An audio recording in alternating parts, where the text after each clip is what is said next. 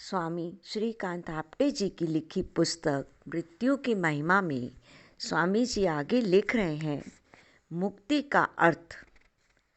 अब हम थोड़ा सा मुक्ति के बारे में विचार अथवा चिंतन करें।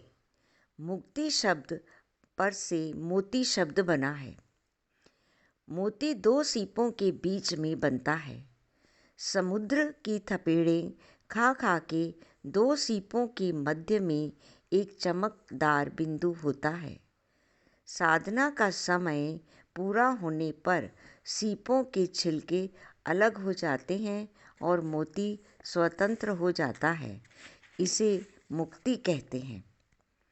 जीने और मरने की दो कामनाओं की शक्लें हमारी आत्मा को बंधन में डालती हैं। आत्मा बस परवश हो जाती है। देश के लिए मैं मर मिटूंगा, धर्म के लिए मैं मर मिटूंगा, दुश्मन को बर्बाद करने के लिए अपनी जान भी दे दूंगा। ये सब मरने की वासना है। ये सब मरने की वासना है। अपने बाल बच्चों को पालने के लिए मैं चोरी डाका सब डाल लूँगा। हर हालत में जीऊँगा। अन्न न मिले तो मांस खाकर भी जीऊँगा। ये जीने की वासना है। मुक्ति क्या है? न जीने का संकल्प रहा, न मरने की कामना। दोनों शक्लें टूट गईं। कामना अथवा वासना की शून्य दशा ही मुक्ति है। कामना अथवा वासना की शून्य दशा ही मुक्ति है। तत्वज्ञानी कहते हैं कि मृत्यु है ही नहीं, बस जीवन ही जीवन है। बीच बीच में मृत्यु आकर जीवन को अधिक सुंदर बनाती है। हर पतझड़, हर बसंत को शोभायमान बनाती है। जीवन विकास के लिए मृत्यु आवश्यक है। बाप बेटों के रूप में जी रहा है। गुरु शिष्यों के रूप में जी रहा है। महापुरुष विचारों के रूप में, सिद्धांतों के रूप में जी रहे हैं। हमारे मन में, हृदय में, हमारे चिंतन में जी रहे हैं। हम उनको देख नहीं पा रहे हैं, परंतु वह पूरी तरह जीवित हैं। हम नारे लगाते हैं, अमर रहे, अमर रहे। वे अमर रह रहे हैं, किंतु हम देख नहीं पाते। जब मैं रसम पगड़ी के समय जाता हूँ, तो जब पगड़ियाँ बांधने का समय आता है तो उनके सिरों पर पगड़ियाँ टिकती ही नहीं, खिसक जाती हैं, फिसल जाती हैं। मैं सोच में पड़ जाता हूँ, अरे भाई, ये कपड़े की पगड़ियाँ ही इनके सिर पर टिकनी मुश्किल हैं, तो तू जो तत्वज्ञान की पगड़ी बांध रहा है वह इनके सिर पर कैसे टिकेगी? दुनिया भी बड़ी विचित्र है। घर के लोग तथा अनेक उनके मन शोक से हिले हुए होते हैं तथा उसी समय उनके रिश्तेदार उनको ज्ञान धारण करवाना चाहते हैं।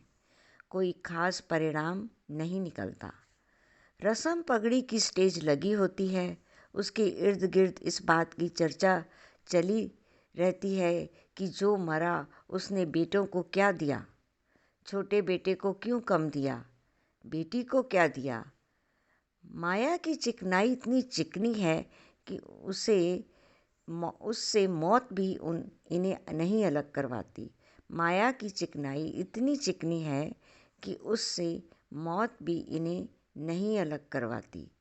जीवन मृत्यु के रहस्य का तत्व ज्ञान जीवन मृत्यु के रहस्य का तत्व ज्ञान कभी भी शोकग्रस्त लोगों के बीच में नहीं चलाना चाहिए। उस समय घर वालों के पल्ले कुछ नहीं पड़ता, अथवा पड़ता है तो बहुत थोड़ा। आगे स्वामी जी लिखते हैं, मृत्यु की पूर्व तैयारी।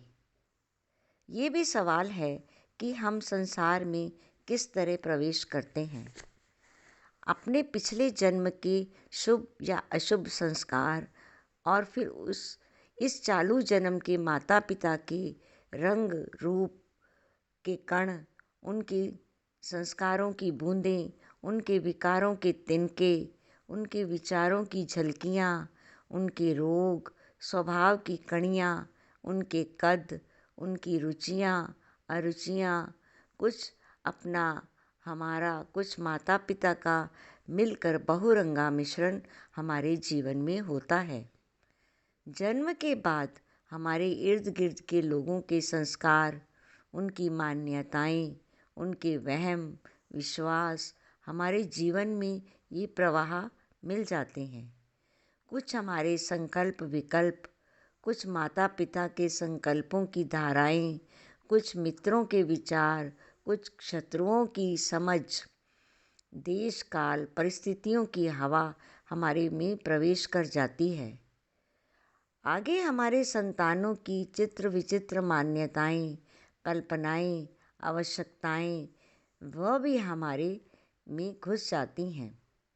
कुछ खूबियाँ, कुछ कमियाँ मिलाकर मृत्यु के समय तक जो हमारा जीवन एक अच्छी खासी जमा पूंजी की पोटली बन जाती है। यही पोटली अगले जन्म की पूंजी है।